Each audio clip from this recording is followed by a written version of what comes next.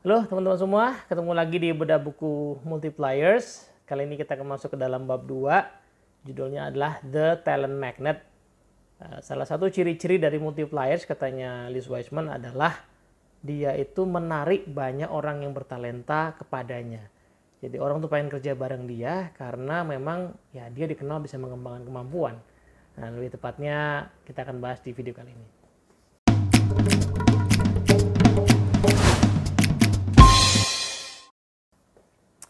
Oke, Assalamualaikum warahmatullahi wabarakatuh. Halo teman-teman semua. Nah, yang saya sebutkan tadi bahwa multipliers itu bisa menjadi talent magnet ya. Orang di sekelilingnya, terutama orang berbakat itu pengen banget kerja bareng dia karena tahu kemampuannya akan berkembang itu ya itu dampak saja lah ya. Nah, pertanyaan itulah gimana orang bisa mencapai titik itu? Gimana orang bisa menjadi talent magnet? Ya. Nah, jadi di bab ini Mbak Liz Wiseman itu mengutarakan ya satu kisah tentang orang namanya Meg Whitman ya. Orang ini sudah punya karir yang luar biasa di eBay gitu ya, tapi dia menceritakan ya titik dalam hidupnya, perjalanan karirnya, terutama waktu dia baru lulus ya. Dia kerja di sebuah perusahaan konsultan namanya Bain & Co ya. Di situ dia tuh dapat rumor gitu bahwa kalau kamu Mac gitu maksudnya, Mac kalau kamu tuh cukup pintar, kamu pasti akan pengen masuk ke dalam tim orang namanya Mitt Romney, ya, gitu kan. Dan dia penasaran gitu kan, kenapa kok kalau aku cukup pintar aku akan masuk ke sana gitu ya. Nah, singkat cerita rupa-rupanya si Mitt Romney ini adalah seorang leader di organisasi itu yang memang dikenal sangat mumpuni dalam memberdayakan talenta orang. Jadi orang tuh pengen gabung dalam timnya Mitt Romney, kerja bareng dia karena mereka tahu bahwa dia itu akan bisa mengembangkan kemampuan orang-orang kerja bareng dia. Jadi orang yang baru lulus itu ya, itu kayak berebutan ya, nyari jalan supaya bisa gabung di timnya Mitt Romney ini. Nah sehingga singkat cerita si Meg Whitman ini pada saat dia sudah sukses ya, Mitt Romney-nya kemudian kalau nggak salah mencalonkan diri ya menjadi politisi gitu kan, dia dengan senang hati mengendorse lah gitu ya si Mitt Romney ini dan mengangkat bagian itu ya, mengangkat bahwa si Mitt Romney ini orang yang leadershipnya oke banget karena memang dia sejak dulu dikenal sebagai orang yang bisa mengembangkan kemampuan.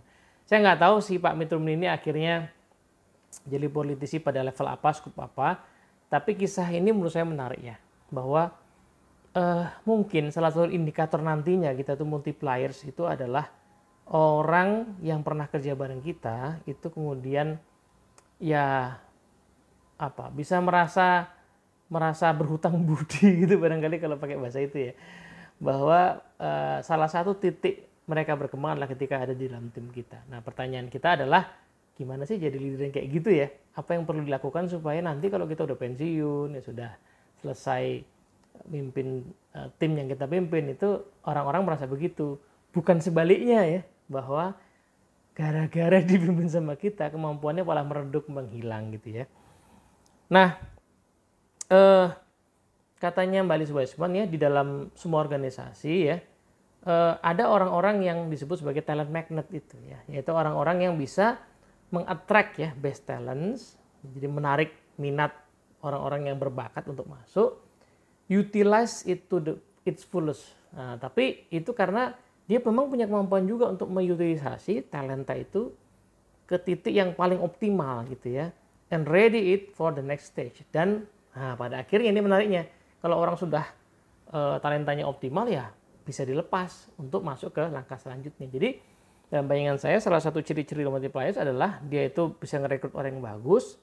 Orang yang bagus pas masuk di dalam timnya itu jadi makin bagus, dan ketika dia keluar dari tim itu dia melangkah ke satu jenjang yang lebih baik lagi. Ya, jadi bukannya dia sekedar pindah ya karena nggak betah ya, tapi dia pindah itu karena memang ada opportunity yang lebih baik karena dia selama di dalam tim itu berkembang. Nah, katanya ini adalah para pemimpin yang tidak hanya punya reputasi untuk delivering result ya. Tentu saja para multiplier itu adalah orang-orang yang hasil kinerjanya bagus gitu ya. Nah, tapi juga sekaligus ya orang-orang yang muda, orang yang berbakat itu bisa berkembang. Jadi dia mendapat hasilnya tidak semata-mata karena dia itu mandor yang galak, yang keras sehingga orang bekerja keras, tetapi orang itu bertumbuh di dalam tim itu. Jadi bisa dikatakan katanya orang ini adalah akselerator dari karir-karir orang-orang lain. Nah, kira-kira gitu ya. Maka kalau secara umum kan judul buku ini kan melawankan antara multiplier sama diminisher ya kan. Nah, dalam konteks talent magnet ini, maka kalau multiplier itu adalah talent magnet, dalam artian tadi ya, dia mengattract talent karena talent itu orang-orang yang tahu dia akan berkembang, versusnya atau diminishernya, versi diminishernya adalah empire builder katanya. Jadi orang-orang yang memang pandai juga nyari orang berbakat, nah, tapi tujuannya adalah supaya kerajaannya itu terbangun kokoh dan dirinya itu akan nampak baik. Jadi multipliers katanya punya akses kepada orang-orang berbakat, tapi bukan karena mereka itu jago ngerekrut. Ya. Nah, cuman karena orang-orang berbakat itu pengen ya kerja bareng dia, pengen terbang bareng sama dia. Nah, sebaliknya si diminisher itu adalah empire builder gitu ya, empire builder yang memang jago nyari resources gitu ya, tetapi seringkali dia menggunakan resources itu untuk kepentingannya sendiri gitu ya. Nah, untuk itu kadang-kadang makanya dikatakan diminisher itu ya karena lebih peduli pada kinerja saja, fokusnya lebih ke sana saja, maka kadang-kadang ada banyak talenta yang underutilized. Jadi orang-orang yang kemampuannya tidak optimal ya karena memang tidak diberdayakan. Kenapa kok begitu? Ya karena empire builder itu atau diminisher itu ya lebih senang cari aman ya, cari sesuatu yang memang pasti-pasti aja hasilnya kelihatan bagus lah. Nah, kira-kira begitu ya. Jadi dari sini kemudian si Liz Wiseman membuat sebuah skema ya. Ada multiplier itu bisa membuat orang berada dalam namanya a cycle of attraction. Itu gambarannya begini ya. Gambarannya adalah ini ada A players ya, orang yang sangat berbakat. Nah, kemudian di attract ya, di attract sama multiplier sehingga dia menjadi A plus players. Nah, jadi udah A player jadi A plus players. Nah, karena dia dikembangkan sehingga jadi A plus players, kemudian dia juga di-recognize, diakui, ya, diberi apresiasi sehingga increase market value-nya. Orang ini jadi nilainya jadi berlipat-lipat ganda. Nah, impact-nya adalah tempatnya si multipliers ini akan terkenal sebagai reputation for place to grow. Jadi tempatnya si multiplier akan terkenal sebagai tempat orang-orang itu bertumbuh atau berkembang. Nah, muter begitu. Nah, karena tempatnya kayak gitu, maka tempat itu akan mengattract lagi si A player. Jadi orang pengen masuk ke situ. Nah, sebaliknya si diminisher atau tadi empire builder itu mengalami yang namanya a cycle of decline ya. Jadi ya mereka karena balik lagi ya mereka pengen dapat hasil yang bagus, maka mereka juga punya mata untuk melihat orang berbakat. Jadi ada A players direkrut gitu ya. Nah, cuman karena kemampuannya itu dibatasi, jadi hanya dipakai untuk hal-hal yang kelihatannya membantu kerjanya saja, bakat-bakat lain nggak dikembangkan, nggak dikasih kesempatan, maka bukannya jadi A plus player, mereka menjadi A minus player. Jadi sebenarnya kemampuannya, kinerjanya, kemudian engagement levelnya jadi turun ya, A minus player, sehingga orang ini lama-lama decrease market value-nya. Nilainya di pasar tenaga kerja itu jadi turun ya. Karena ya CV-nya gitu-gitu aja mungkin. Pas di interview sama tempat lain juga kayaknya orang ini kayak nggak bergairah gitu misalnya kan. Nah, dampaknya adalah orang ini mungkin stay, ya, nunggu-nunggu kesempatan gitu ya. Dan bahkan akhirnya tempatnya si diminisher tadi atau empire builder tadi dia menjadi tempat yang punya reputasi ya, reputation for place to die. Jadi tempat orang-orang kayak nunggu mati aja gitu, nunggu pensiun lah gitu kira-kira. Nah, akhirnya yang di-attract oleh tim ini bukan A players lagi kan, tapi yang di-attract adalah B minus player gitu. Nah, muternya jadi seperti itu. Nah, pertanyaannya kemudian adalah apa kira-kira yang bisa membuat orang bisa menjadi seorang talent magnet? Ya, dalam konteksnya jadi multiplier, spesifiknya dalam talent magnet. Nah, Liz Wiseman itu membahas setidaknya ada 4 practices-nya. Pertama adalah para talent magnet ini atau multipliers ini dia punya kebiasaan untuk look for talent everywhere. Jadi dia punya definisi talenta itu lebih luas, ya tidak hanya spesifik ke bidang tertentu. Ya mungkin ya kalau berefleksi ke zaman saya sekolah dulu ya, yang dianggap anak pinter itu yang pinter pelajaran eksakta, matematika, fisika, kimia gitu ya kalau saya SMA. Nah, multiplier itu nggak begitu. Dia melihat definisi talent itu luas. Nah, maka dia punya habit untuk melihat talenta itu ada di mana-mana. Sehingga dia adalah tipikal orang yang bisa mengapresiasi segala jenis kejeniusan. Ya, segala jenis kehebatan orang itu bisa diapresiasi. Nah, ada semacam quote-nya tuh bilang begini ya, if I can find someone's genius, I can put them to work. Kalau saya bisa menemukan kekuatan atau kehebatan seseorang, maka saya bisa bikin kekuatan itu jadi hasil, jadi dampak, jadi result. Nah, sehingga implikasinya ya, karena dia melihat talenta itu ada di mana-mana, dia mengapresiasi segala jenis kekuatan, sehingga dia cenderung mengignore boundary ya, dia nggak melihat ada hambatan lah. Yang paling penting adalah saya coba temukan kekuatan orang ini apa, kemudian saya coba put them to work, gitu ya. Nah, soalnya idenya simpel katanya. Multipliers itu paham bahwa orang itu senang untuk apa? Memberikan, mengkontribusikan kejeniusan mereka. Orang kalau dikasih kesempatan untuk membuktikan, mendukung organisasi dengan kejeniusan mereka itu sebenarnya orang senang.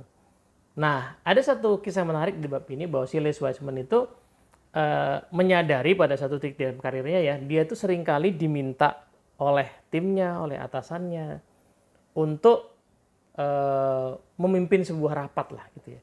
Misalnya tiba-tiba dia omongin, Lis, tolong pandu kita dong di titik ini. Nah, selama-lama dia nyadar, kenapa kok saya sering diminta begitu ya? Diminta untuk mandu sebuah sesi rapat, sesi meeting gitu. Tapi setelah direnung-renungkan, ternyata dipikir-pikir, tapi saya tuh dimintanya nggak di setiap momen rapat, nggak di semua rapat saya minta kayak gitu. Kayaknya di momen tertentu aja deh. Terus dia minta feedback sama temannya. Aku ngerasa kok aku sering diminta mimpin rapat, di rapat tertentu ya. Nah temennya yang bilang, iya kami atau leader kita tuh kayaknya nyadar bahwa kamu itu jago facilitating, yang memfasilitasi orang yang lagi brainstorming, lagi diskusi, untuk akhirnya menemukan sebuah solusi, sebuah kesimpulan, itu keahlianmu tuh. Gitu. Nah dia baru nyadar, oh iya juga ya. Berarti saya itu punya kemampuan facilitating, kemampuan untuk nge-frame permasalahan, bikin kesimpulan, orang lagi diskusi macam-macam, dia bisa rumuskan jadi satu kalimat atau dua kalimat, sampai ujungnya akhirnya ketemu kesimpulan. Intinya adalah ketika diskusinya sifatnya facilitating, sifatnya diskusi yang brainstorming, maka si Les Wiseman itu punya kemampuan. Nah itu atasannya punya kemampuan itu, yang melihat bahwa si Les ini memang punya kejeniusan di sana dan dia selalu put them to work gitu. Nah, yang kedua, talent magnet itu selalu berusaha untuk menemukan ya native genius-nya seseorang. Nah, native genius seseorang itu adalah sebuah keahlian, kekuatan orang yang mudah dikeluarkan tanpa effort banyak. Dan itu menurut saya itu basis keyakinan di multipliers ya, bahwa manusia itu pasti punya sebuah kekuatan, kejeniusan yang dia itu effortless, orang lain susah. Ya kan? Nah, kalaupun ya kekuatan ini kenyataannya juga butuh latihan, tetapi si pemilik kekuatan ini itu melakukan latihan itu dengan happy. Ya, contoh sederhana ya, ada orang yang suka dengan angka gitu ya. Terus spesifiknya dia suka dengan angka-angka di ilmu akuntansi misalnya. Ya tentu saja orang ini tetap perlu belajar kan, bahkan sampai kuliah S1 gitu ya. Dan kuliahnya tidak mudah, dia akhirnya harus ikut mata kuliah sampai ujian skripsi dan seterusnya, sampai mungkin ambil sertifikasi akuntan publik segala. Tapi kalau dia punya native genius di situ, maka dia akan bisa melakukan itu meskipun effortful, tapi juga dia menyenangi. Dan bagi dia somehow mudah aja. Compare to saya misalnya, saya orang yang tidak number person ya, maka kalau saya membayangkan diri saya harus kuliah akuntansi dan seterusnya, kayaknya saya akan sangat menderita sih gitu ya. Tapi kenyataannya juga ini banyak orang-orang yang menyenangi, menggandrungi dunia akuntansi. Nah, ilmu politik juga begitu kan. Ada orang yang jadi politisi, yang dilihat recordnya sepanjang hidup, memang dari kecil itu suka berorganisasi yang sifatnya politis begitu ya. Organisasi yang melibatkan masyarakat luas, banyak ya. Kalau di kemahasiswaan tuh ya levelnya level BEM atau senat mahasiswa. Dia nggak seneng cuma ikut apa misalnya pencinta alam gitu, nggak terlalu ya, tapi dia mainnya di level politis gitu. Nah itu bagi dia tuh mudah. Nah adanya native genius ini diyakini ya di multipliers. Dia yakin maka dia coba untuk cari. Nah pertanyaan-pertanyaan yang memandu seorang multipliers itu beberapa diantaranya adalah apa sih hal yang orang ini atau orang yang lagi diobservasi ini yang dia lakukan lebih baik daripada orang lain. Apa yang orang ini lakukan yang lebih baik daripada hal-hal lain yang dia lakukan sendiri. Apa yang dia lakukan tanpa effort terlalu besar, artinya dia tuh gampang aja bagi dia melakukannya. Ya, padahal kita tahu itu susah ya. Atau apa sih yang dia sering kali melakukan bahkan tanpa diminta, ya, inisiatif aja. Nah, yang terakhir adalah apa sih yang dia bersedia lakukan bahkan kadang-kadang kalau nggak dibayar, nggak dihitung di KPI, nggak dihitung di pencapaian, dia tetap rela melakukannya. Nah, pertanyaan panduan ini akan memancing kita untuk mengobservasi ya native geniusnya seseorang sehingga akan ketemu. Nah, kalau sudah ketemu, apa tipsnya? Dilabel, dikasih judul. Karena dengan memberi judul itu seringkali akan membuat orang yang dikasih label itu akan menyadari, oh saya punya kekuatan itu ya. Nah, oh saya punya keahlian itu ya. Gitu ya. Nah, ada satu orang dikisahkan di sini, pemain rugby ya. Itu yang merasa yang berhutang budi lah sama pelatihnya yang mengapresiasi dia di depan publik bahwa dia tuh punya keahlian, salah satunya adalah gerakannya itu cepat. Nah rupa-rupanya label yang diberikan sama pelatih ini nempel di dia. Jadi dia punya confident bahwa I was fast, saya tuh orangnya cepat kenceng gitu ya. Nah itu yang kemudian membuat dia mau effort untuk terus-menerus meningkatkan kekuatannya dalam hal kecepatan itu. Nah kalau sudah dilabeli orang jadi sadar, nah langkah ketiga adalah utilize people at their fullest. Utilisasi, kasih kesempatan orang untuk memanfaatkan kejeniusannya tadi sampai mentok gitu ya, sampai mentok gitu ya. Nah caranya gimana? Caranya adalah pertama connect dengan opportunity, kasih kesempatan, cariin kesempatan supaya dia bisa muncul. Oh orang ini sukanya tadi ya si Liz Wiseman, dia punya native geniusnya jago facilitating, ya kasih kesempatan pas ada rapat yang butuh brainstorming kasih ke dia gitu ya. Nah, oh dia ini sukanya connect dengan orang luas, masyarakat awam. Ada momen kegiatan sosial, kasih kesempatan. Oh dia nih sukanya ngajarin, ya, mentoring orang. Ah, pas ada anak magang kasih dia kesempatan. Nah, jadi connectin antara kekuatan dia sama opportunity yang ada.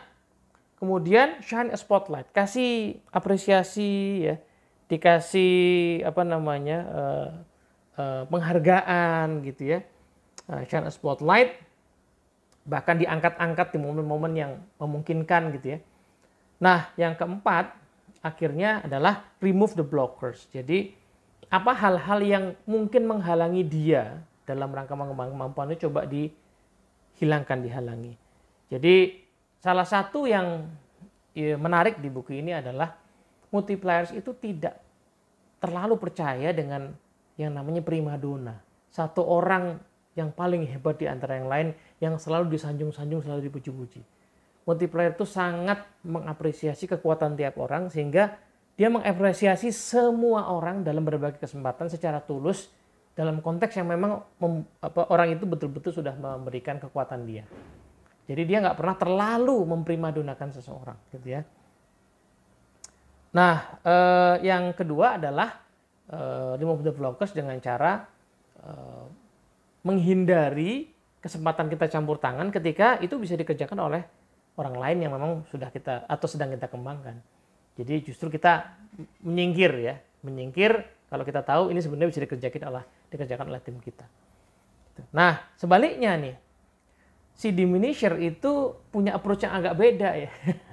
Nah, ini sengaja saya pikir ditulis oleh Ismail supaya kita bisa refleks ya, kita masuk ke dalam situ nggak. Pertama adalah dia itu empire builder tadi ya, pengennya bangun kerajaan. Otomatis dia pengen mengakuisisi resources ya, suka ngeliatin orang berbakat di tempat lain suka diambil-ambilin. Bukan karena orang itu tertarik padanya, tapi dia yang memang pengen ngambil gitu kan. Nah, yang kedua adalah putting people in boxes. Orang itu dikandangin, dikotakin di hal-hal yang aman aja. Udah dia biar gitu aja deh. Udah dia jago di situ, udah biarin aja, jangan dikasih yang lain. Nah, agak bedanya dengan multiplier itu apa ya, tidak terlalu kaku dengan job desk ya. Oh, dia itu guru. Nah, kalau di manager tuh, oh dia guru, bagus jadi guru, udah biarin jadi guru. Nah, kalau multiplier tuh ngelihat dia tuh guru memang, tapi kayaknya dia bisa jadi wali kelas deh. Kayaknya dia bisa jadi wakil kepala sekolah deh. Kayaknya dia bisa jadi guru guru pembina OSIS deh. Nah, terus dikasih kesempatan, dikonekin kesempatannya. Kalau si di manager enggak, udah guru ya, dia udah aman jadi guru, biarin aja di situ. Ya, put people in boxes. Sehingga lama-lama banyak talenta orang itu hilang ya, redup gitu ya. Dan akhirnya ya orang itu kelihatan so-so aja. Nah, ini yang multiplier tidak lakukan. Dia berusaha mencari orang itu bisa punya talenta native-nya apa, bisa diapain lagi. Gitu ya. Nah, sehingga prakteknya tadi ya, kalau di summary ya, satu adalah name the genius, ya, supersize it ya, jadi dicariin kesempatan untuk mencoba kemampuan orang itu. Nah, kemudian let go the superstar. Jadi jangan pernah memprimadonakan seseorang, karena sebenarnya semua orang itu primadona, semua orang itu punya kekuatan. Jadi jangan pernah fokus pada beberapa orang saja. Nah, begitu kira-kira teman-teman semua. Latihan pertama untuk menjadi multipliers adalah latihan untuk menurut saya meyakini dulu dalam pikiran kita bahwa orang atau tim kita itu punya kejeniusan. Maka dari keyakinan situ kita coba observasi dengan definisi talent itu yang luas. Kita cari kekuatannya, kita labeli, kita beri nama supaya mudah mengapresiasi, supaya mudah mengangkat confidence orang, kasih kesempatan untuk mempraktekkan itu. Gitu ya, kemudian ya utilisasi sampai mentok gitu. Nah, kemudian cari cara supaya halangan-halangan yang ada itu menyingkir sehingga orang betul-betul bisa optimal dalam pengembangan kemampuannya. Sampai sini dulu, semoga bermanfaat. Assalamualaikum warahmatullahi wabarakatuh.